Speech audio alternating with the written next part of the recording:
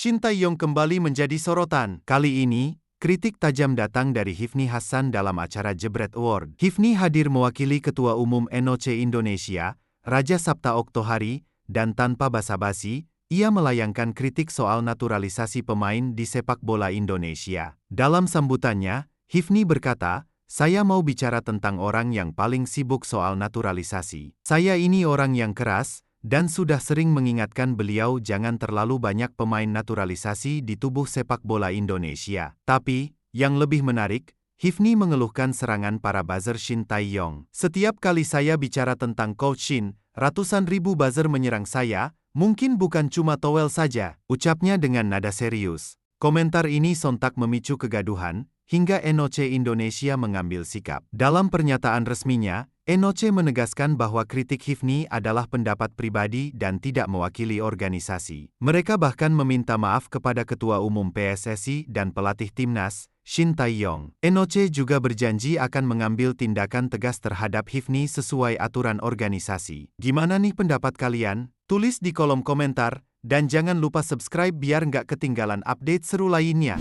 Minggu ini, KNVB, Asosiasi Sepak Bola Belanda, melakukan perjalanan penting ke Indonesia untuk bertemu langsung dengan Ketua Umum PSSI, Pak Erick Thohir. Namun, apa sebenarnya yang akan dibahas dalam pertemuan ini? Apakah ini bisa menjadi kunci kesuksesan masa depan sepak bola tanah air kita? Pak Erick Thohir memberikan bocoran penting tentang pertemuan ini. Beliau mengatakan, "Saya akan menerima secara resmi kedatangan pihak Asosiasi Sepak Bola Belanda yang akan datang dalam minggu ini. Mereka akan menandatangani kerjasama dengan kami untuk sebuah progres kerja sama Timnas jangka panjang." Apa yang sebenarnya ada di balik kerjasama ini? Pertandingan tahunan antara Timnas Indonesia dan Timnas Belanda bukan hanya sekadar pertandingan biasa, tetapi laga besar yang mencakup semua level, dari tim sepak bola wanita, tim junior, hingga tim senior putra. Erick Thohir juga menegaskan, bukan hanya di level putri, tetapi tahun depan juga bisa yang junior, bahkan timnas senior putra saat jadwalnya kosong. Ini adalah kesempatan yang mungkin tidak pernah kita bayangkan sebelumnya. Timnas kita akan berhadapan langsung dengan Belanda setiap tahunnya. Apakah ini langkah besar untuk mengembangkan sepak bola Indonesia? Apakah ini awal dari perjalanan menuju kejayaan di pentas dunia? Setiap tahunnya, pertandingan ini akan menjadi ujian dan pembelajaran bagi timnas kita saat mereka menghadapi salah satu tim terbaik di dunia. Bersiaplah, karena ini bukan sekadar mimpi. Ini adalah kenyataan yang segera akan kita saksikan. Pertandingan-pertandingan seru, persaingan sengit, dan kesempatan emas untuk timnas kita tumbuh dan belajar dari yang terbaik. Ini adalah babak baru dalam sejarah sepak bola Indonesia. Apakah kita siap? Hanya waktu yang akan menjawab. Shin Tae-yong kemungkinan besar bakal coret 4 pemain dari Timnas Indonesia jelang kualifikasi Piala Dunia 2026.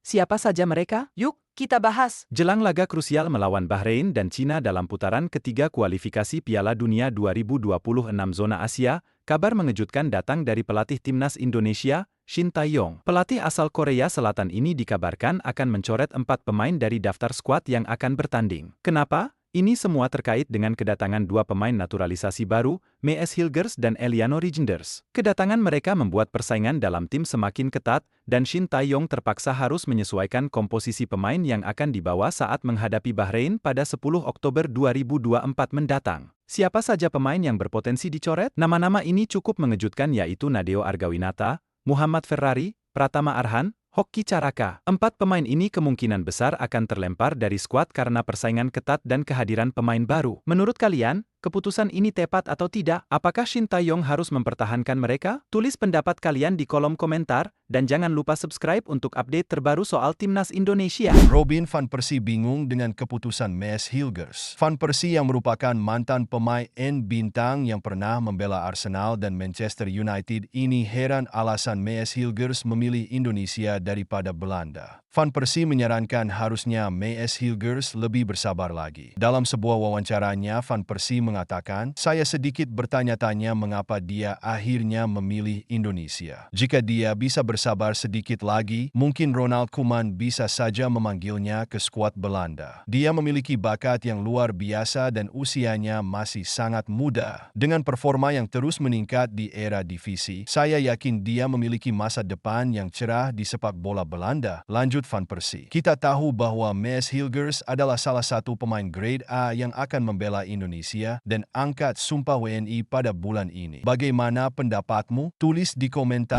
Ternyata Emil Audero menyesal pernah menolak timnas Indonesia. Apa alasan di balik penyesalannya? Simak selengkapnya di sini. Kabar mengejutkan datang dari Emil Audero, kiper keturunan Indonesia-Italia yang kini bermain di Serie A. Dalam sebuah wawancara terbaru, Emil mengakui bahwa ia menyesali keputusannya menolak tawaran dari timnas Indonesia beberapa tahun lalu. Kenapa? Emil mengungkapkan, "Saya akui, dulu menolak tawaran PSSI tidak mudah. Waktu itu, saya berharap bisa membela timnas Italia. Tapi nyatanya, sampai sekarang saya belum pernah sekalipun dilirik oleh timnas Italia." Audero kini merasa semakin sadar bahwa waktu tidak berpihak padanya. Usianya bertambah, dan impian untuk menjadi bagian dari Azzurri, timnas Italia, sepertinya semakin jauh. Emil pun melanjutkan, "Sekarang, saya ingin memperbaiki keputusan itu. Saya ingin membantu timnas Indonesia untuk meraih mimpi besar, lolos ke Piala Dunia 2026. Pernyataan ini tentu menjadi angin segar bagi sepak bola Indonesia. Apakah Audero akan segera bergabung dan memperkuat skuad Garuda di masa depan? Menurut kalian,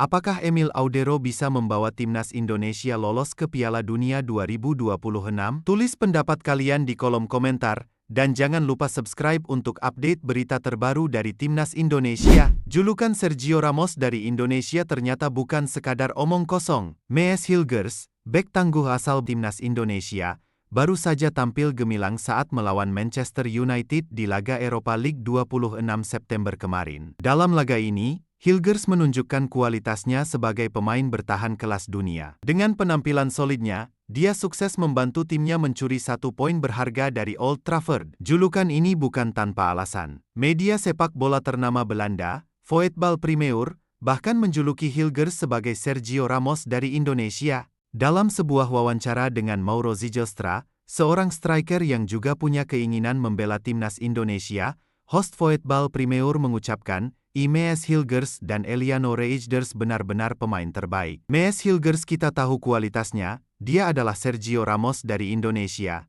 Gimana menurut kalian? Apakah Maes Hilgers pantas mendapat julukan Sergio Ramos dari Indonesia? Tulis pendapatmu di kolom komentar. Jangan lupa subscribe untuk update berita sepak bola terbaru. Saya sudah bicara dengan Liga dan Exco. Saya ingin mengusulkan pengurangan poin ke depan.